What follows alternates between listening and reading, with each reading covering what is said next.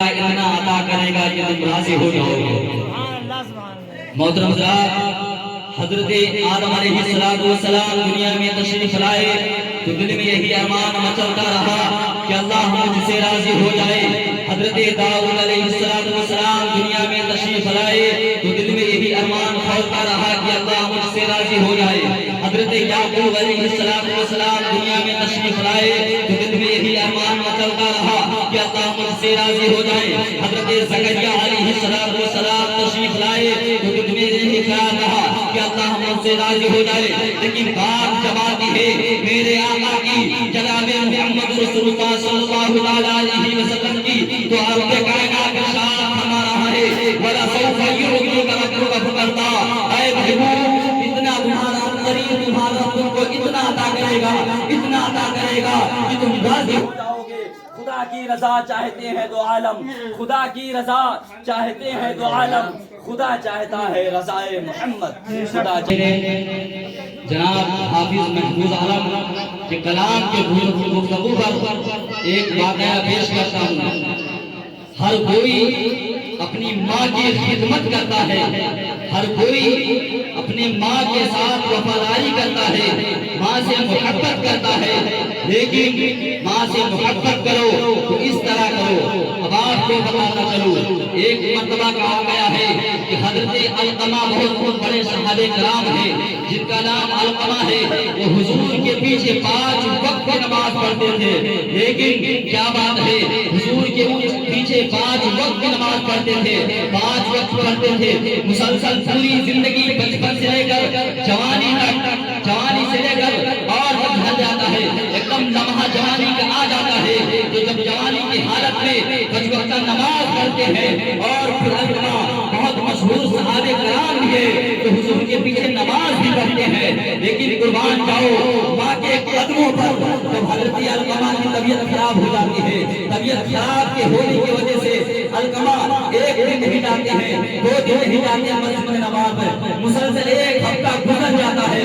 گزرنے کے بعد حضور ارشاد فرماتے ہیں اے ابو بکر صدیق، اے عمر فاروق اعظم، اے میرے پیارے صحابہ، یہ تو بتاؤ کہ علقمہ 5 وقت کی نماز پڑھتے تھے لیکن آج 1 ہفتے سے مسلسل نماز میں نہیں آئے ہیں، کیا بات ہے؟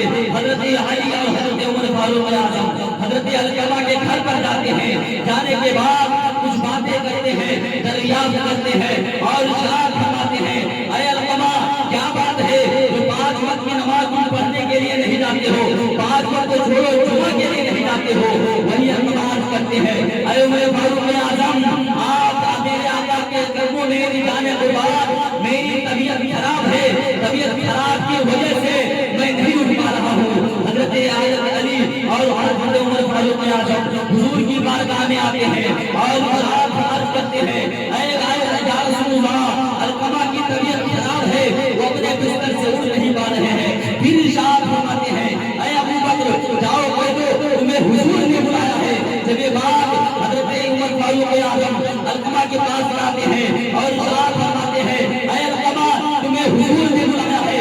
حضرت علقمہ نے جیسے حضور کا نام سنا فوراً رونے لگتے ہیں، تو قطار رونے لگتے ہیں، بستر سے اٹھتے فوراً گر جاتے، اٹھتے فوراً گر جاتے اور ہاتھ جوڑ کر عرض کرتے ہیں اے عمر فاروق اعظم میری غلطی کو معاف کرنا، میں بستر سے اٹھ نہیں پا رہا ہوں، اس وجہ سے میں نہیں جا پا رہا ہوں۔ پھر آخر حضرت عمر فاروق اعظم حضور کے پاس آتے ہیں اور ارشاد کرتے ہیں یا رسول اللہ، علقمہ بستر سے اٹھتے ہیں فوراً گر جاتے ہیں۔ حضور ارشاد فرماتے ہیں اے میرے پیارے صحابہ چلو علقمہ کے گھر چلتے ہیں۔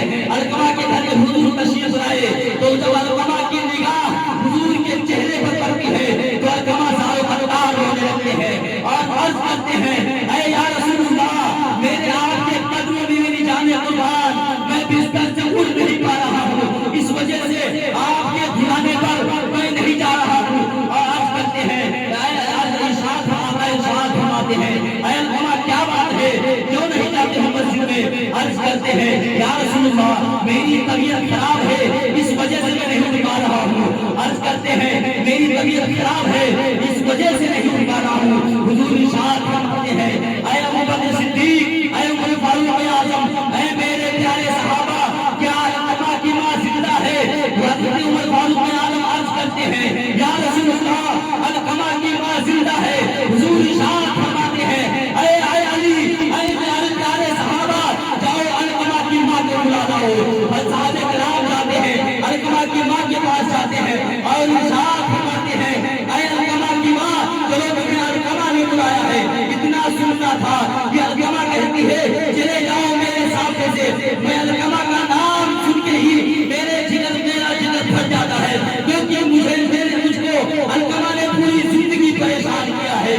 صحابہ کرام واپس آتے ہیں اور عرض کرتے ہیں یا رسول اللہ علقمہ کی ماں نہیں آ رہی ہے تو عرض ارشاد فرماتے ہیں اے پیارے صحابہ جاؤ علقمہ کی ماں سے کہہ دو تمہیں حضور نے بلانا ہے. جب یہ بات صحابہ کرام علقمہ کی ماں کے پاس لے جاتے ہیں تو علقمہ کی ماں ارشاد فرماتی عرض کرتی ہے اے پیارے صحابہ مجھے حضور نے بلایا ہے مجھ سے کیا غلطی ہو گئی ہے. علقمہ کی ماں دوڑتی ہوئی آقا حضور کی بارگاہ میں آتی ہے اور ارشاد عرض کرتی ہے یا رسول اللہ مجھ سے کون سی غلطی ہوئی ہے. نوجوانوں یاد رکھو لاکھ نماز پڑھو لاکھ عبادت کرو لیکن اپنے ماں کو پریشان کرو گے تو جو علقمہ کے پاس جو علقمہ کا سزا ہوا ہے اسی سزا ہم لوگوں کو ملے گا.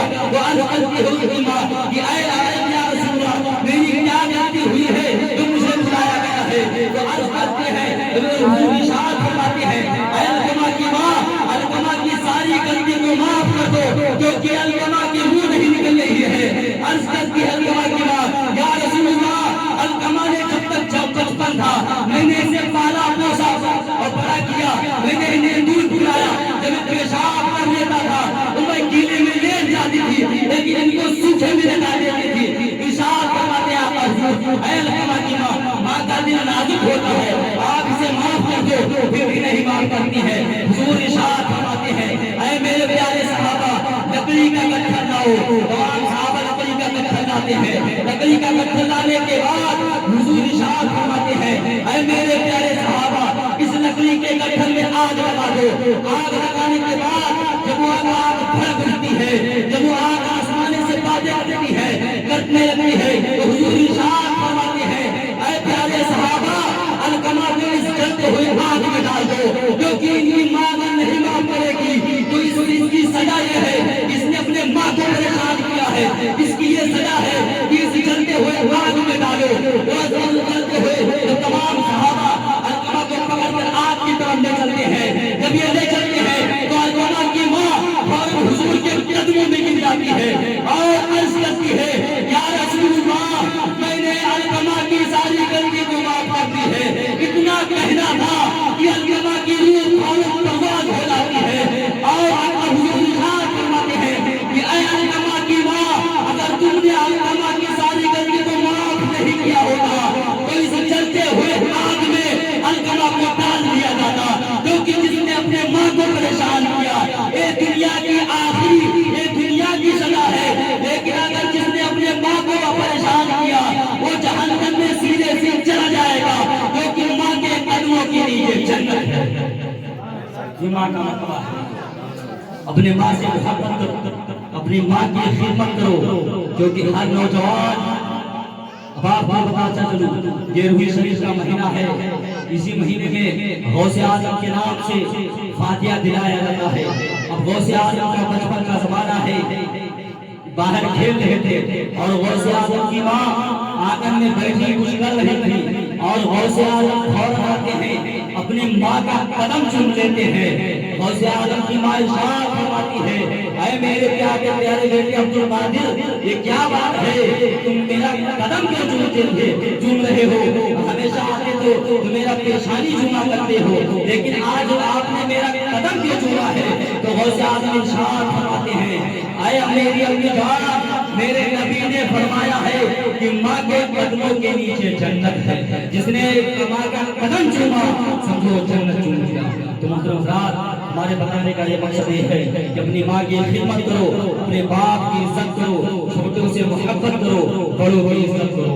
محترم حضرات ہمارے بولنے یا کہنے میں کسی قسم کی لفظ سہمت غلطی ہو تو آپ تمامی حضرات کی دعا بنا کر توبہ کرتا ہوں استغفر اللہ ربی من کل ذنب واتوب الیہ.